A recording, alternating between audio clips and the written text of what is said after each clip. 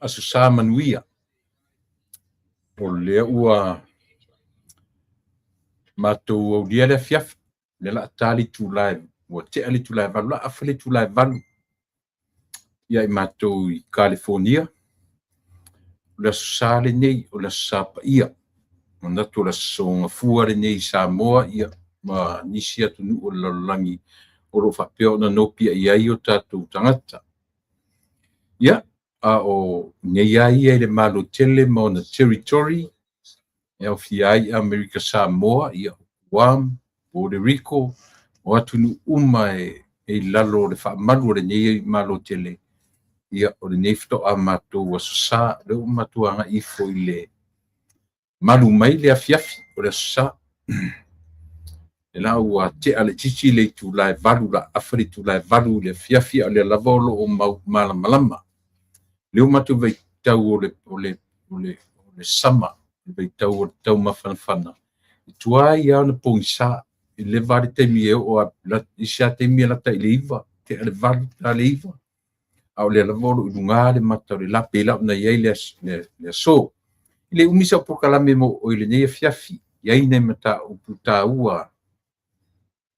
E alai ona ufia tala noa I le nei afiafi.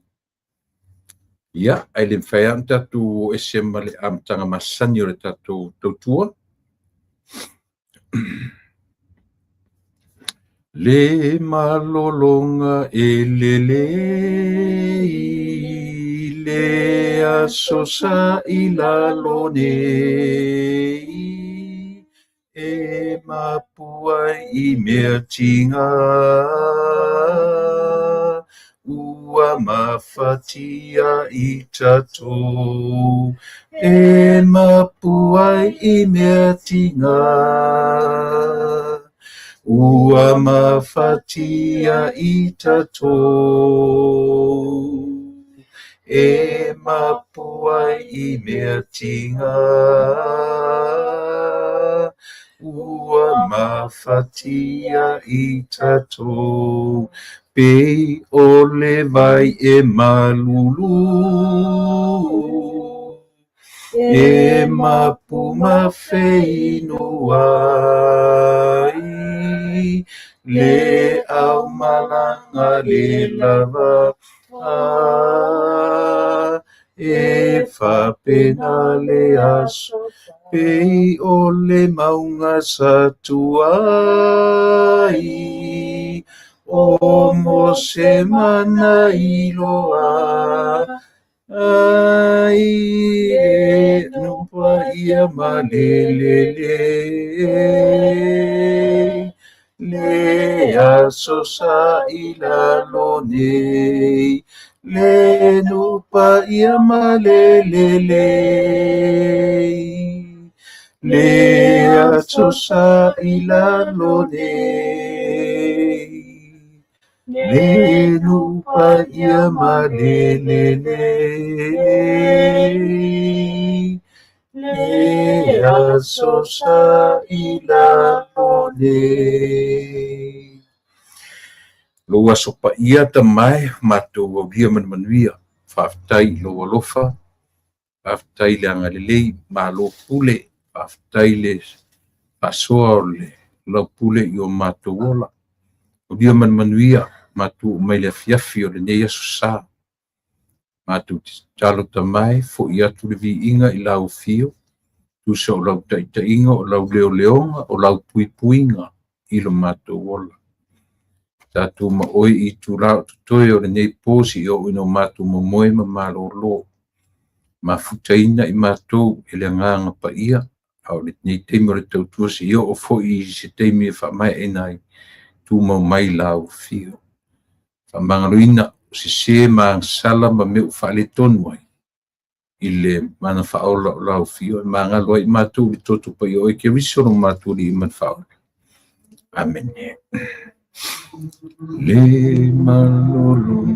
e le susah ilalumi.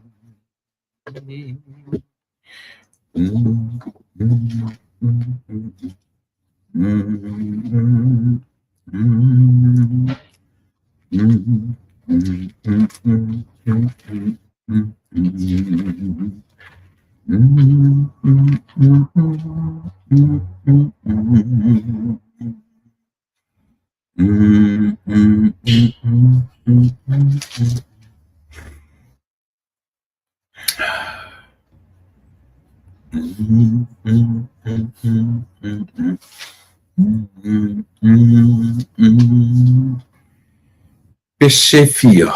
sole ya de la una lo tuol lu selam riva lu selam riva e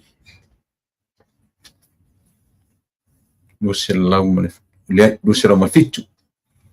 le marulunga ele lei o le aso o le li e maua mai tono tu sfaitau faalinga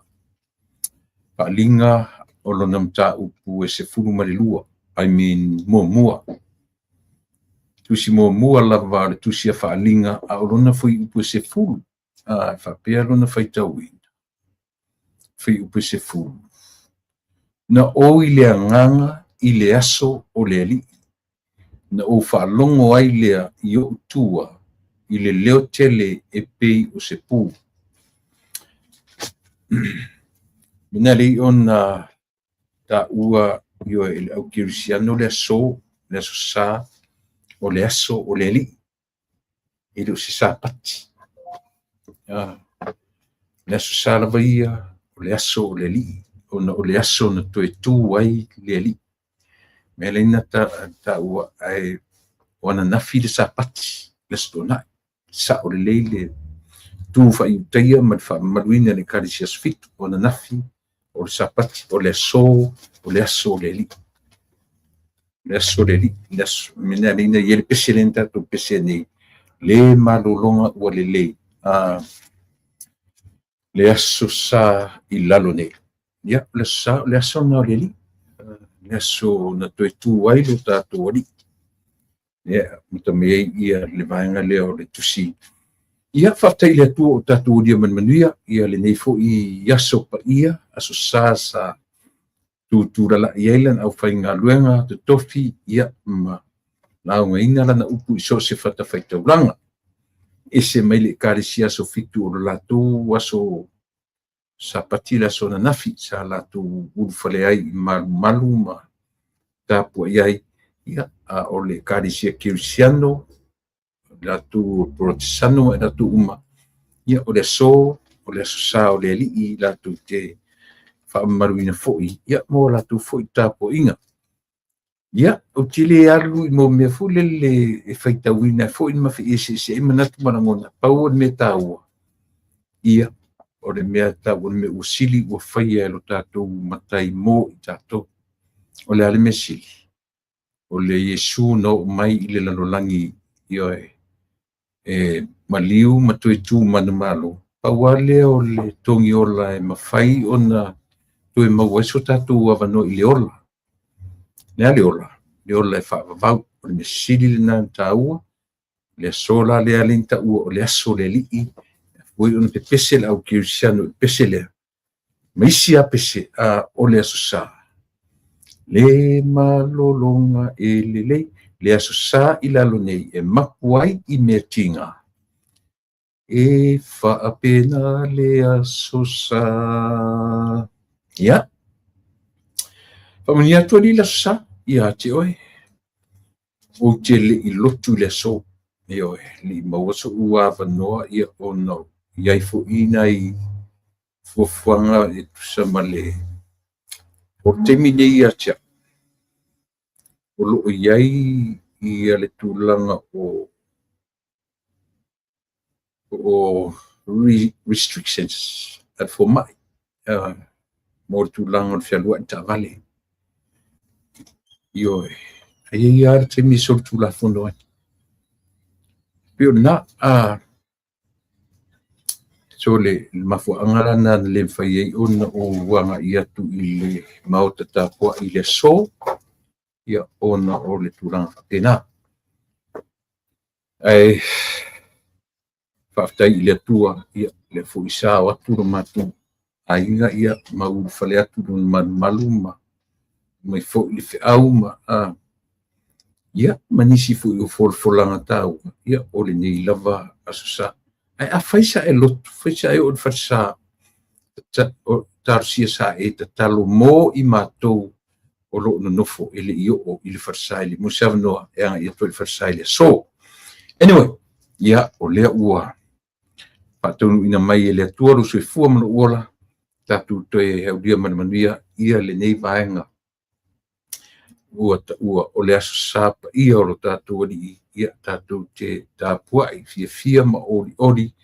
iona i tula asina o por espécie ia o manatu foi no fato nei o te malolo ai ele ai sa ai mata upu langa o na isi mata upu dia leo lo be vesi ai ma o ai tangata na ta ia le malo i tau sanga i tele o le manofo le lei i lo latu au mai au ni tua inga le ma tua inga le sao i lunga le lau amata tuai leo o wha manino ma wha malama i le komiti tonu e whia ngai ia ma le vaenga leo le 10 miliona a le tu malo o sa fata le so nei le ne wha manino ai wha malama ai ioe o lona wha malama matango fi ua matua i telefesilia au ale media na ave ioe manino le lei ma wha malama tasila nda me tau langa le ala tau sao mea na tau wha malama tu le tatu po kalame i le telo taimi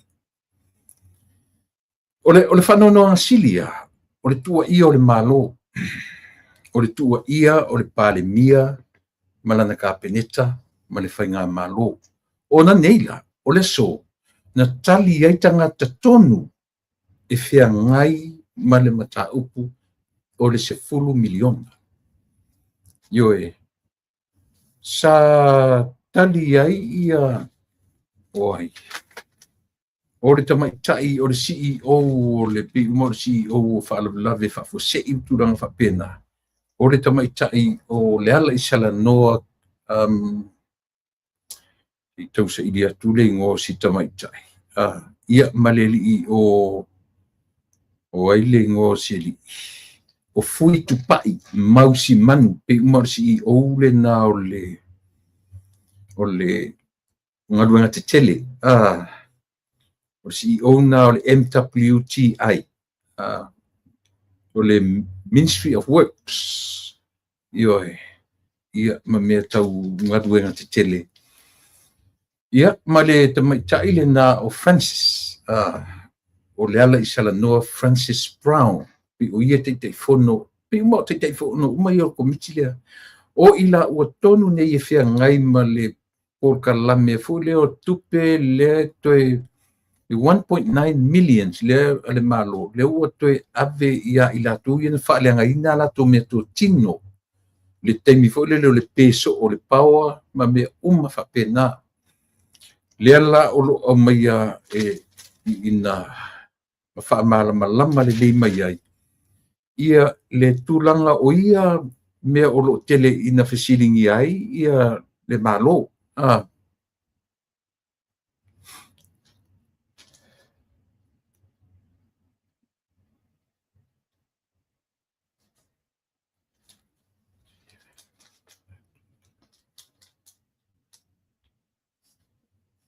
ioe o le press conference na whaasanga i ei to rua lea ia fui si manu fui tupai mau si manu ia malitamaitai o le ala i sala no Francis Brown la ua nan talia fesilia na nei ona o ila utonu ma le latu komiti to tele komiti sa ngalulua I mea ia I le vaenga tonu o le fase lau valu sumaneiva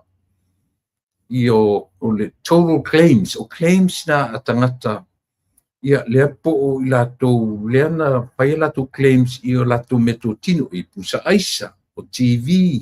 ia ma mea foi en falangaina le peso o le pawa tasi te simleiva miliona na spent e tutongi ai claims ma claims umaia ia ma lea la o whaamanino whaamalamalama lea vaenga ele la lea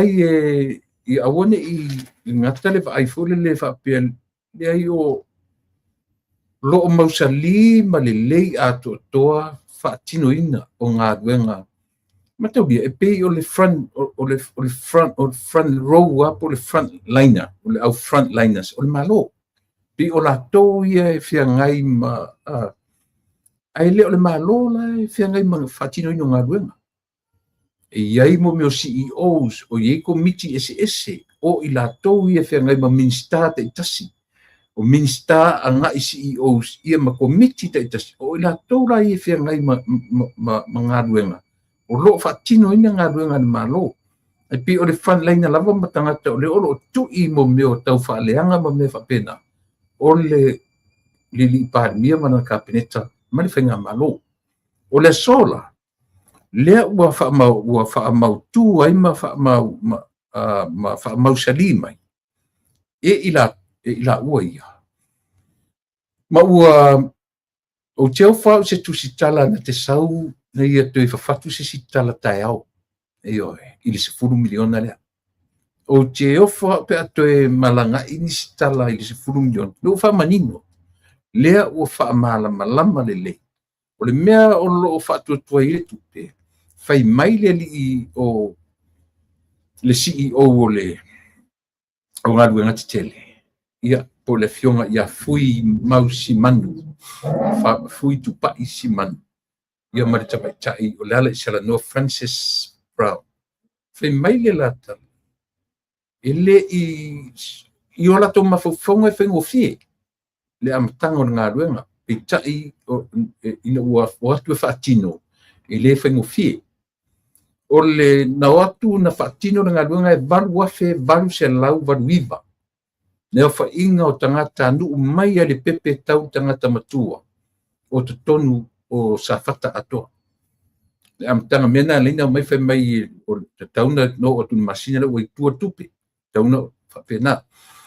o le peitai na toe wa ai le komiti ma toe tilo ma toe o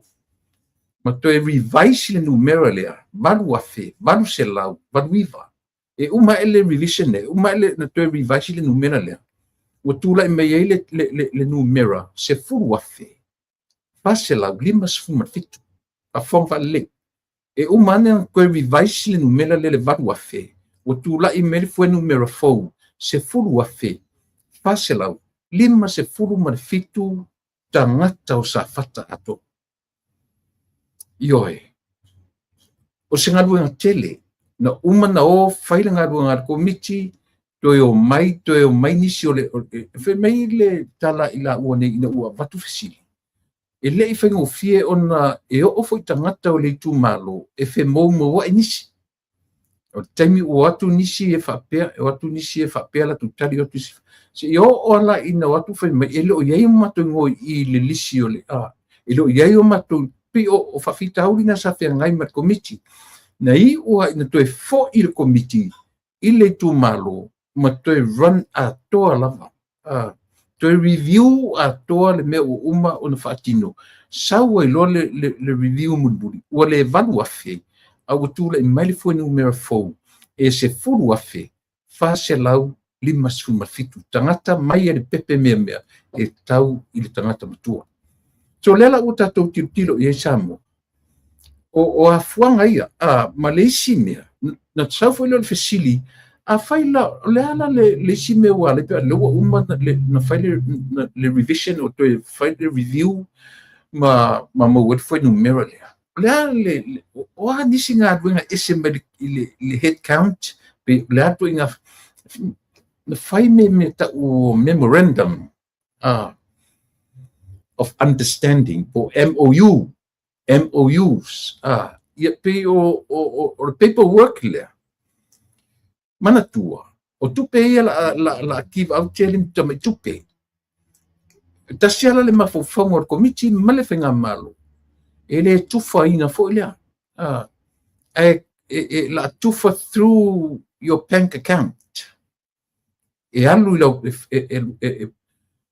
o to te la ainga na te lo tatu Samuel to lai te tanga te fai me ka o bank account ale winga la I o meu MOU inta saini fa pe o le ainga to fitu for example aina to tasira to le ainga fai le bank account le ala nga fai le memorandum of understanding o tangata to fitu la alu ilalo le account tangata le to tasi alu tu tasi la le na process na ai o na whanga solo sa mua le li whafonga le langa ua tu ngā tua inga o whaia nei ioi o whaila au whai fesili ina ua tu atu le camera I fo linga o tangata na whaia fesili o tangata whaaitu au o la tu langona la ule matau ioi tasi ala u tilo tasi la ua ai I fo linga o le au whai fesili manao ina ia mawani ia mani tali ia whaleanga ina ele malo. Ia petai. O tali mau tutu na tali ai ia CEOs ia to rua. Ia ale malo. Na matua manino ai na mo se whamalmanga. Afe lua se lau lua lima. Total MOU. Po o memorandum de te whaituai. Ia po o le por kalami o le whapepaina po documents whaai loa ai ingoa o ilatou ma ilatou lalo o lea pui ainga ma lea pui ainga ma lea pui ainga wan mea monia a whapenela o se urungali na urungali ma la whanau to o lima oisi mea monia o Samoa oisi urungali isi ainga Samoa le intu stupe ta ilo yeli nei temi ar temi lena utawa ia na o tangata whainga aruenga lele ia mautino whaina me o tu stupe bank accounts a tatu ola ino itua I o te tangata lengi mea langa lena whai mei o MOUs le tu te whaafonga mai ai afe lua se lau lua se fuma le lima total MOUs na whaatumuina I ainga umani o safata o le whaamoi moe a whapeo le ainga to fitu pe to se fulu ai to tasitanga te whai le bank account whaingala nao MOU se ina ia mawhaina tuu uma iai ngoa o lea household ina ia tasira account tangata lea ala tu uma iale la tu tupe esia that's one amount to whesiringia foila fia la se tupe pie masalo I le tala na o mai le fionga le lipania fia la se tupe maua tangata to tasisawa li pepe tali ia CEOs ia afe se lau exactly the same amount ioi afe se lau na to fesili la ia leo o tangata ni le sieli ina so fesili o lava la se tupe o ia se tupe o sila tatu sa moa I mafaunga o lea o lo fesoa ina ne ioi o lava se tupe mana ia le tali ia le li o fui tupai mausi manu fai mai le tali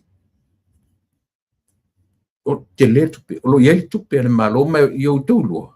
once ata o toile tupe o le budget o le tūrafono mana ia lan tali once ata ti ai le tupe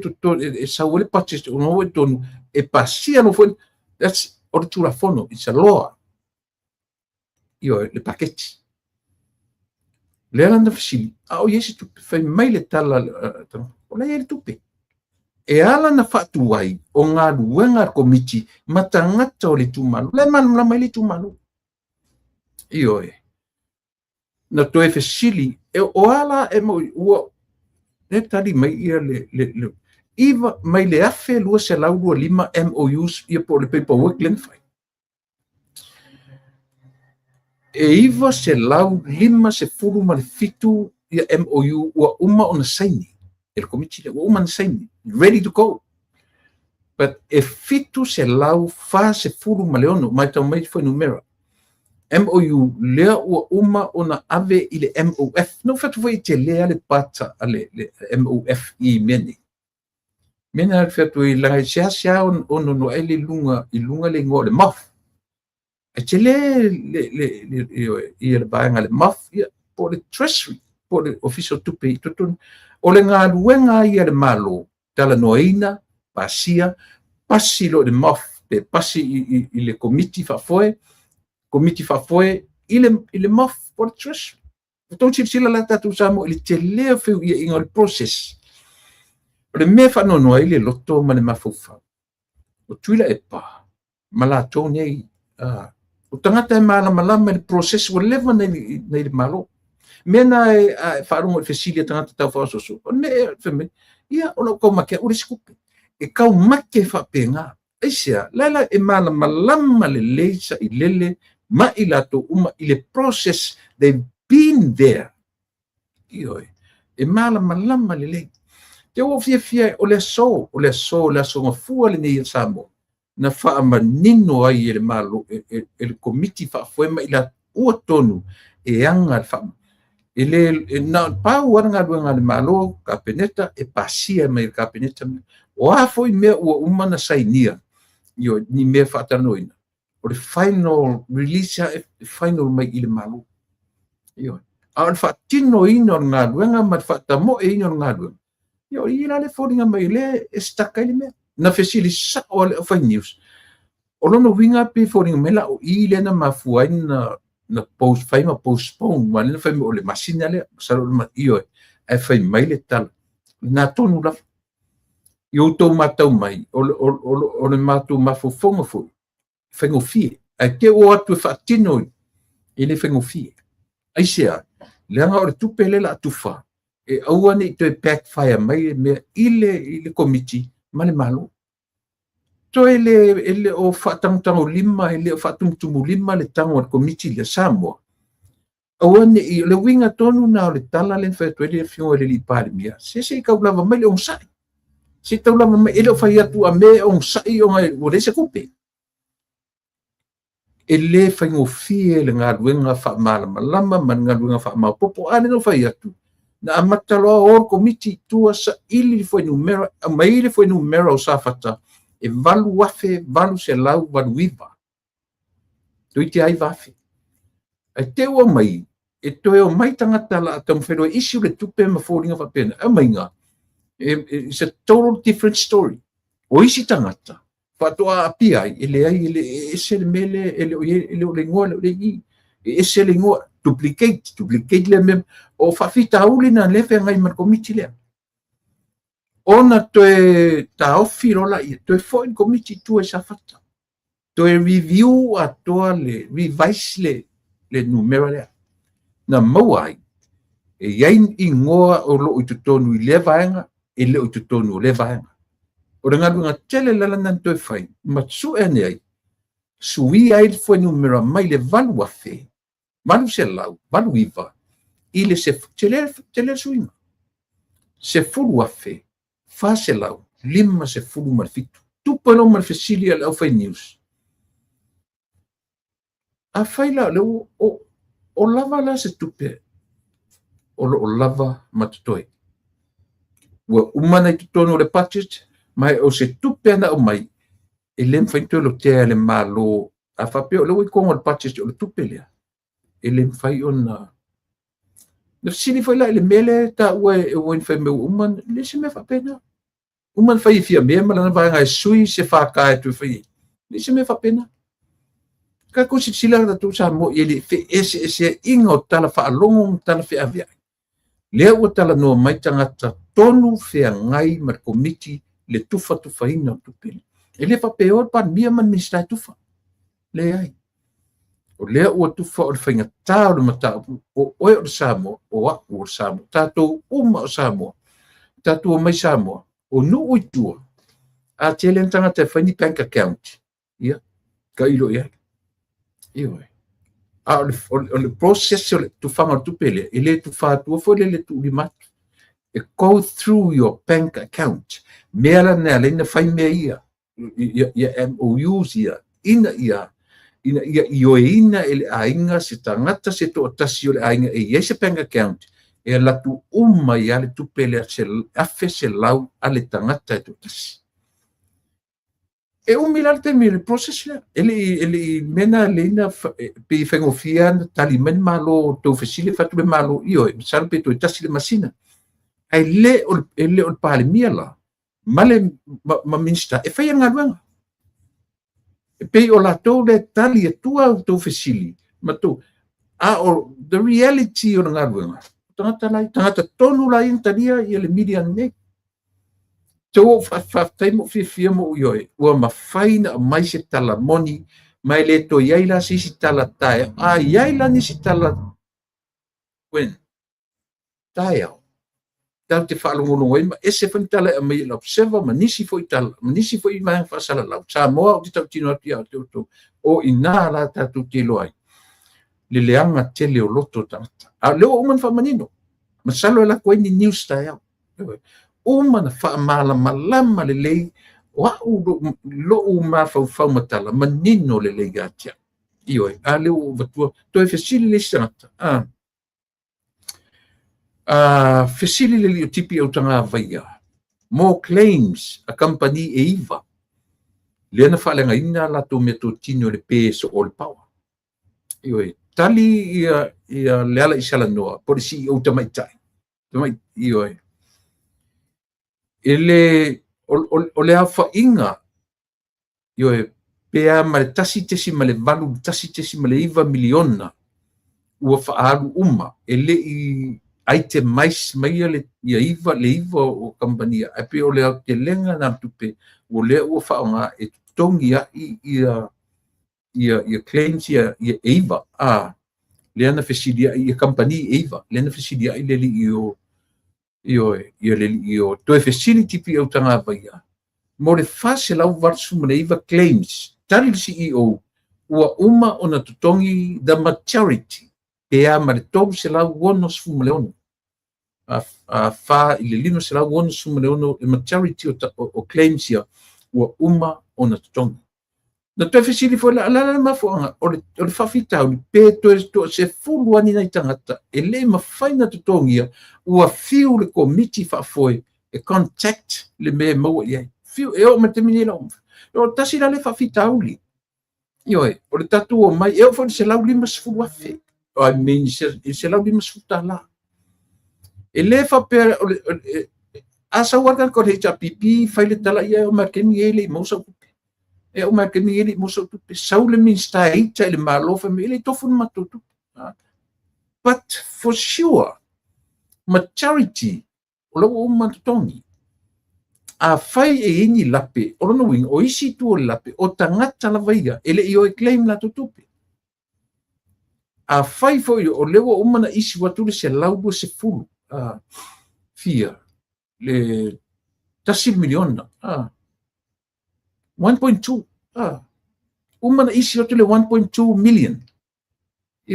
mo fa mo se laubo mas fulu le tofu le to le 0.6 million fa mo na o le ala lava le fa pe uma a to le 1.8 se yo tal wa uma le 1.2 na isi mo o le mela yai do isi le 0.6 o lo to e fa umai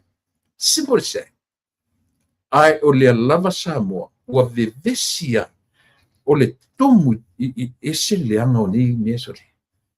ese leanga mo le ola tau fa leanga le la o fa malamla mai na tu o requirements na fesili ele si tangata fule le sofa ia fanene le pise fa fatama e pise fa fatini fa fini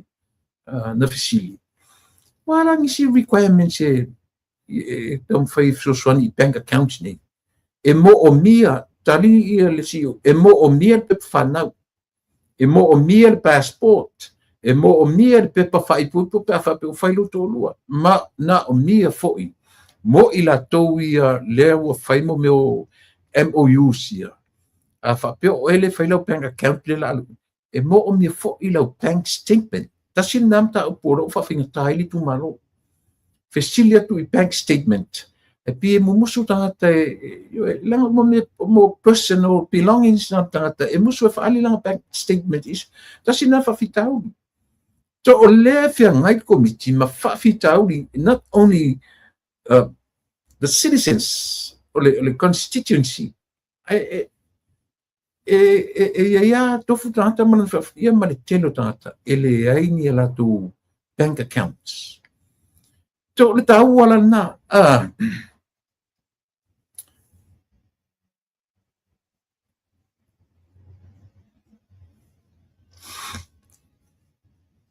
koe fesili le li o tipi o tanga avaia, o lea se whaavai.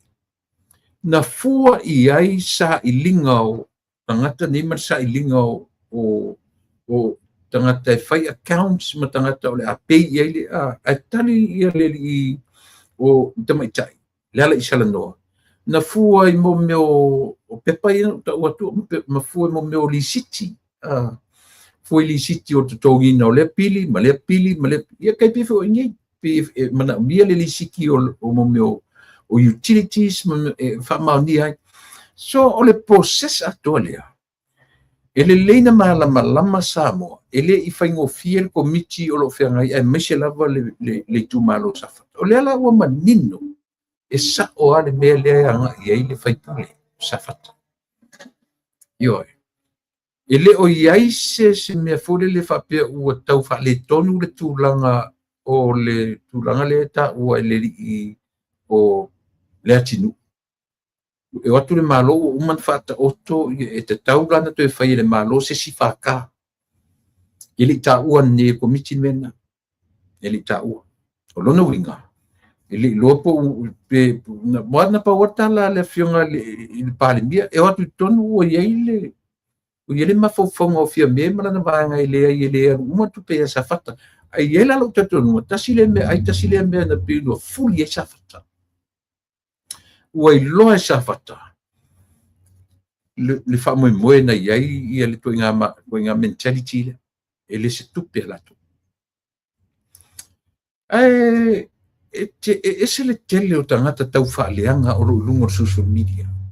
o vai e foi le sika ka fa nga me ka lo ngo ta o mai foi lo ngo ka ngo la po kala me o fola le ama le ai lungos ale o te fai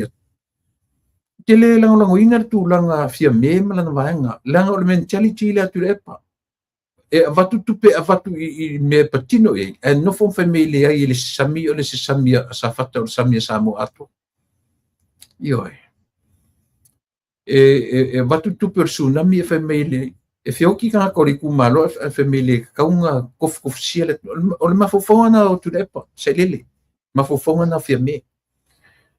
ai pa ia tu le malo fo be ai se pa u ale fu niu le palapa fa sanga tonu atato me matato me u ka ko ke io e ela lu tonu o I la le na li ele fai pule o safata o I lu tonu le fo o va ai ata mai sa fata ma la to fu tipsiro sa ola I tonu le punga mai me ia ma le fesiliana se tasi fu di tustala a faila lo to si tiel fu numero mai le valu afe iva se lau ile se fu afe fa se lau lima fitu a faila lo si tiel il fu numero le o lava se tupe ai fia fo se tupe tali manino a isi o se to lava le tupe wa umana tu tono le budget wa umana ta ofi le tupe tau mai wa ia le tupe mai le mafai a fa pe tupe na mai New mo le fa mo le ele mfento e ave sime o le paketi o tu la fono mana ia fa manino o le paketi o tu la fono a pasia nei ia tu se le wa mai ave tono e tano ina e pasia lo tas no o tu la fono ia le paketi ele te taula na pelo ia le tupe le se fulu miliona le o ta tonu la ane lava langa o le mesili no fa no o tangata ua leva ngai pale mene e malama le eu foi dele le atinu o malana to yang le ko yang ko e manino le ala mele o lo fai nei ai sea foi ale ona fa pe ma tam fai fa pongi sale atu sa mo tae ai se tala ese mai le aso tae au tu te lo mai per tala le fuliona sa fata ni o fa malam la matu o le fa mani nonga na ale komiti tonu ma le komiti fa mauni e fea ngai ma le mele ele ai ase si e o foi le parlamento e o foi le capeneta a wa komiti le e tu sa oa foi numera ile palemia malana capeneta na a me foi fa o le komiti foi la le na ver foi numera le ile palemia o le foi numera e afe se lau per person ele fa pena o palemia ma capeneta fai research ma fai meia le ai o le komiti le o la to foi la e refer ina nampasia a nga i le palemia le na sauna ai le foi la mai tatou ma la lau foi me pepelo le palemia ele i pepelo le palemia o fikasia o foi numera ia na transfer mai ele committee fa foi mai committee tonu e fa tonu ina meia na ave i le fionga le palemia then the prime minister out to the public e afe se lau i le tangata le lava le tu mau le tali le tamaita i CEO le ala i sale noa yo tu mau le tali moni e afe se lau ale tangata tu tasi ia wala sa mo ato iai ni si tangata e tala noa i se 10 miliona sa fatatai au le u famtala tu le so sa lo fo i e tala no me ni si por kala me na ai sia le wa apindia fa malama fa manino e ila tu tonu e fea ngai mane mata pula yo ai a faila e pepese pe nisi ile le ai o se tupe ile le ai o se safata you need to cooperate with the committee whoever in the committee please not work with them yo the final MOUs ne o failo atu e afe lua se lau lua fumalima ia mo meu memorandum of understanding ia po pepa fa mauni e tu ia tam fai fa mauni tangata le ainga o fa moi o tangata ia o mo meu household ia mafai ona ia se tangata to tasio se household e mauti noa sanga bank account provide the statement tasi le paule na le bank account ya la tu uma ya le household yo ya le mena o le ala finga tale na le process o lo fatino nei ma le fa o le fa uminga le na ma fuai ai le fa pe o fa ngai le malo se tu pe fa utata tu yo ile le e tele fua tala sa ilele mana tangata i kau whalanga ngi. Anga kula i mai sa ilele. Se kutpai tatou sa fata tupele. Moni al tala. Ioi. Ewa tu te mai wha malea le tunu wha pia wama. Wha afetai le komiti ona nei. Wa u wha afetai a ile tua. Tai le tua ili fetaui olo ua luatulunga e wha sauroa le melea. Ioi. Fa malama fa manino fa yo na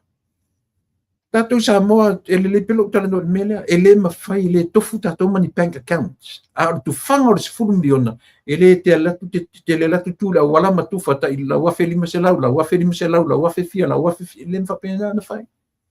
yo e alu to tono te nga tupe ai te tato nuina la tala le fai atu o tatou sa moe o isia a inga le ai am sesi e ese te unga tupe no bank account at all hioi langa foi ese foi tu o tatou tangata samo e sa ola pese io na ai lo ka ko mai ka ko ka muri ka fa se me ka fa vale a kule e pasa ile o le tangata fai tau o le master o me tau tupe ala langa mele o lo fai le umi a whanonga tu o ana nafi lana porkalame malelile o sioeli a o ana nei le porkalame le te whai atu na toi tala no mai whaila le li tu le epa ili selau ili miliona le se 10 miliona le aifo o langa tau na le a mai fesili le sieli wha valvalea le e fia la saulo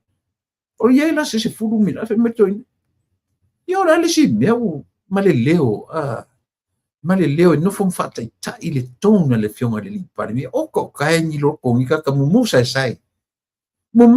ko kika ko vai ko kala lingi ka ka lungo la workele io ko kika ko vai ko mumu ka ngi lungo la workele loko leanga ia na leo o fa manino mo fa matusi vanga ia o taia ia orina a to saura sisi to langa ni media ia orina o fea sa waile no mirror o mafuai on so tia le no mirror ile se fulu fe yo ole fesi ole tulanga fole le na fesili itangata mo meu pisinisi mana tu foi le na famtala la u le mali to na to le tupe ina umana tu fale se lau se fulu tanga le afese lau le afese lau tanga e to ele se lau mon tu puafe mantua le lan fisile le pes fa fine le fisile ne a faila e fia ni compagnia o lo itu tonu ni pisinisi o lo itu tonu pe e fia fo ni tupe tonu e fa le tsa pe a mal fa pisinisi tonu o lo fia ngai mane o lo o ele o manino le tulang fa pena paude mea le o manino le fa inga o tangata uma o le tumano me mo moana le lo kau take di el committee yo le foi la uata o el committee la valea sa o le melen ta o le fio le li pare mia o lo ia le fa tapta no ngalo na lua o le o lima committee the second report o le fa tal no ngalo na lua New Zealand male malo samo le tau fa tata mail se full 5 million e to ia sa fata e am sa ola ile to ati aina o le ngata i fale yo mena o te fetu tango e fa sengan ma fu fongo tu le pa ma fia me ole na fa mai ala o ma fa pe mai o samo ato ele lo mfainga la tu fa lo mele tu pe lo via samo ato tan fe mai ya le la tu mentality mo samo ato e va tu pe mo suina mi fe mo samo ato ele fa mal mai e ta sia la le vai samo o samo ato o tanga tai alu sa o ia la tu tanga vai le feita na o mai ni feita ile mele aisa le to isa la tu leo me matua i fa matanga ina lamba io taiao Samoa ua ngata i le aso na toe fesili se fulu miliona lea leo manu lama leo fa manino o le paketi o le tulafono a pasia le paketi meaning o leo e tutono o le paketi le se fulu miliona agora tu e kau karso o se si mena io o ko e kau karso o leo fa mene i komiti leo e kau o paketi ma o paketi o le tulafono ele ase sango le pili tau fa ofi ma le talo le tupe yo e fa tau fa ave fa tanoi o le o tono le talo le tupe once pasia it's a tulafono vai ese manino me a faila le tulafono mautino that's a sure money na alanta to tono le paketi it's a sure money ale ai mai tu e pa mala tu fa me o mo mitinga o miti sa o lo vai temi tu lepa na sa o lo vai temi e lo to sa o temi ne yo fika o pala o fika ia o le ele o to ia ile por kala me fole le pare mia man tu stala ale fu filosofi mai tu lepa malanta male fa me alo ia malo ile media e o te mamau le fono tanga le vai eso fo I mean tomorrow sai lele tomorrow taiao ia alo ane na ia felo i malu taiao la atofia ngai ma mea ia tu te la ua i le atunu ma tu pepelo ai le atunu ma tu tau faaleanga i le fainga malo o taiao ia o le ato whiangai e mawhainga malo. Iola ia whaito whia poto na whai. Mawhai le te whai atu sa o le tala. Na o le kele, eo e kula e pa. Pe kele pe a kula e pa e whisili I mea ia. Whiangai ma le whionga le li pare mia. O le kala sa o le whai atu. Io e. Tika ku whanongonona I kai au. Se o tatu whanongonona tia tai au. Na manino e la ia le o mea umaia. Lea o lo tatu tanoi nei I le tala o le tupe. Sa moa ia I le tama I kilipi na le na la fōmai ni e tangata ia tia. Kilipi o le a mai lunga pi fōringa meo ne a fia I le tama I tai lewa mai nila na pokalame o le alingo o pokalame. Whailo ea sa moa la le ta o pokalame. O si tama tai fo le o maina. Nye tu mai le ata o maina I le ata o Samuelu I le ata o le li o mau. I le ata o le li o Samuelu I le ata o le li o le afo. O le palemia. O le palemia. O le loia. Temina nai whai le loia ofisa loia ar tamaita I o maunga presses. Awa o te no whanongonongo tu ni. O le whamisinonga ua uma. A le whau koe langa mai a paupa. Iyo e. O leo te whanongonongo atu. O le vai teimi fo le pe o le vai teimi fto atau a mata mai ngā lava le mea. O le pe o te tau wapa ai atu. O nisi na ngā le leia le li o Samuelu I tupe. Iyo e. O lea la o te tau whanongonongo atu. O ila tō pe o lena tra ili tupe aisi eli I o turisi. Ma toa tele o ila tō. Ia ma nisi mai New Zealand. Ia pei o siri o mau mai Samoa. Ai no foi lá ma tele o maina vai. Iyo e. O pei o leo te tau wharongo atu whape o maina vai o ia na te kiri vale tu pei o tau siesta mo Samuelu le teimina. O leo pei o la le ngor por kalame le wale o le vai atu toi femise por kalame maina ma le afo radio Samoa te le lopo whao ngā pele radio Samoa pele ai. O le mea ua la le ngor por kalame. Whailoilo te iloilo la elingo se fasa mai o se siniti ua le mautinoa. Au le winga o le tala. O whanongolongo atu lai la whanongolongo.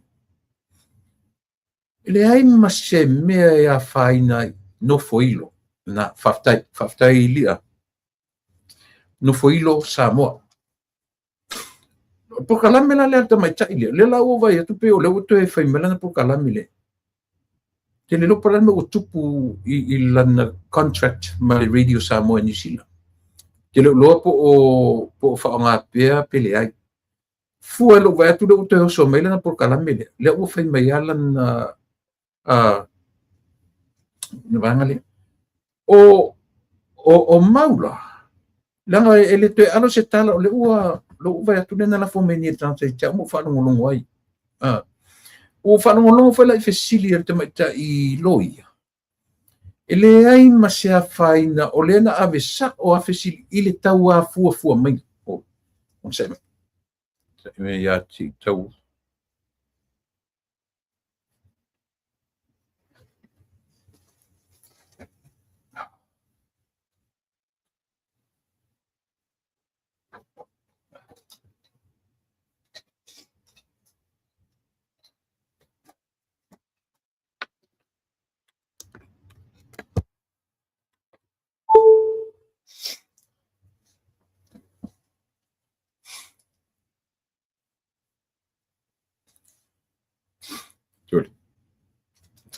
Lena, au lea lai au mai ngā. Ia, I lau whanongolongo ma ona e pei o te le uloa po maina e ana recording, ia po mau e ana recording, po ai lava. Ai iai o na mafua anga na mafua ai o na baba ai whapena. Mole, ia leo saoa. Elo iai la te no vai po ila to te mai tai mai na i le mele. A o ia tonu tangata o ia sang tili vale le tupe. Ia sana a ver tupe tau si ai ia le feso soani ia ila tofo ia mai sapora si fafo. Ile to tau nan tatu lo umana sa ili se le nia ia se li o turisi. Sa ili sa le nia turisi tau if ina ua mo o mia le feso soani mai le ai ma se mea le malon fe ia. O ai o tangata na ngā lue feso soani o sa poras al fasi fafo na sao le la tutupe ma ave ia le lai na ave tonu ia le tupe au tangata tonu le na alu ave le e loa foi le maina le no foanga e no foi Samuel ioi ale me sili le no fanono ai sa e ia tangata le anga le o tu le mai o ila to na affiliate ma le fainga malo na ye lo me le fifia ele seri le ngo ia le ota chan malai le vau no falongolongo ila por kalame na po malisi auson o se ori ia mai Australia tas falongolongo mai tasila ia langa tasila mta puna tala no atele le ori ia na po or tupela safata na se fulu milion ai le leino to fa fonga mena por kalame le sonei fa mal matu u lot se fulu milion au ni to te tano ia le o manino Teler tupe, ta tier tupe, sana lote,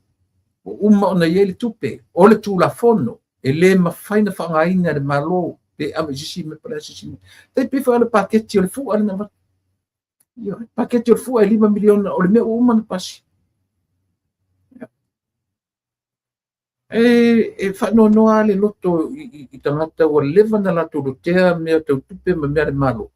Ai o mai fai mai tala se sem fa leanga ai ma fa leanga I loto le atu fa lo atau ai ia le fa longo le atu o le tala manino ia ti o samo o le na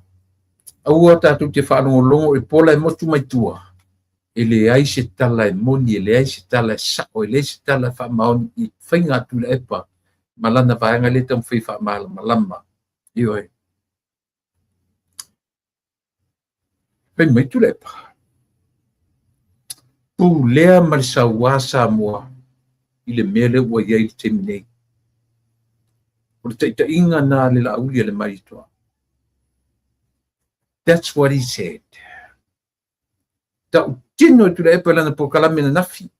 I lona ofu o e su e lona ofu lana me mata. Nai fai mai malelilo si oeli. Ua taita I marisa wa I le la ulia le maritoa. Ua tu tantonu o tu sa mo I le mea na fai I tangata le. O ana fai ngai na fai. O ia lea. O lana taita inga lea. O lana taita inga leanga le na fai pule marsawa. Ale o sau kam fai ave I sangata. Sa moa o lau tula iatu I lau porkalame. Aua ne I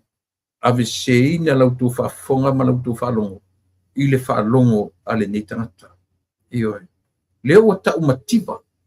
Wa umana fai mai te taa tangata le diaspora. Tuti lorta la tumalon fai nafi. Yafi. E matitiva tangata li. Ile ina ua vai I auto loa sa mo o le ale meleta no male fitu su fitu pasene fia le tupena o mai tua o mai ia malama sa mo ele I amata se ngaluenga le diaspora ile lato tone ile lato tupe fo ile lato share ele ia se temi o amatai o le ma e fatali tali atu le diaspora I tangata I fefo I le tato atu lai o to e ho pack le tato le malo se fatu fai se tu la fono para se fai fai ai ona fatua a mai lo le fafo ai le amata ona fai atu ia ni share tangata no foi fafo ale oso tu le pa la matitivo tata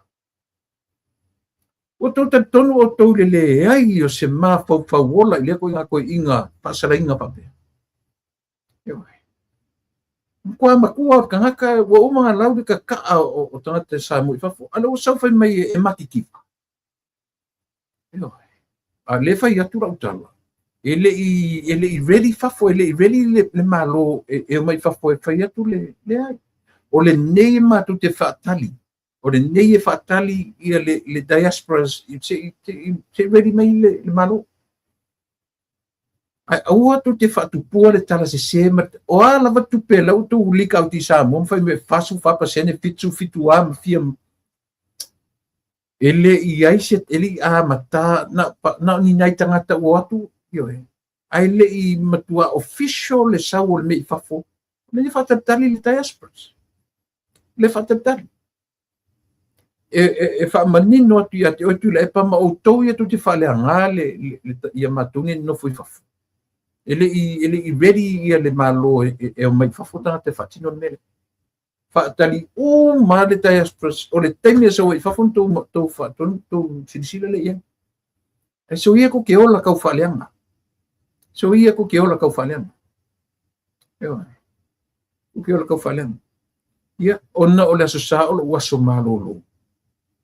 Na wala utotua mo e leso. Ia. Ona e o si mata upu ale na usau ni o te fia tala noa tuai. Ia, le na. O le no foilo o e sa mo le po kalamele usau nei. Ia, o fisosani atu ia i tatou uma o lea o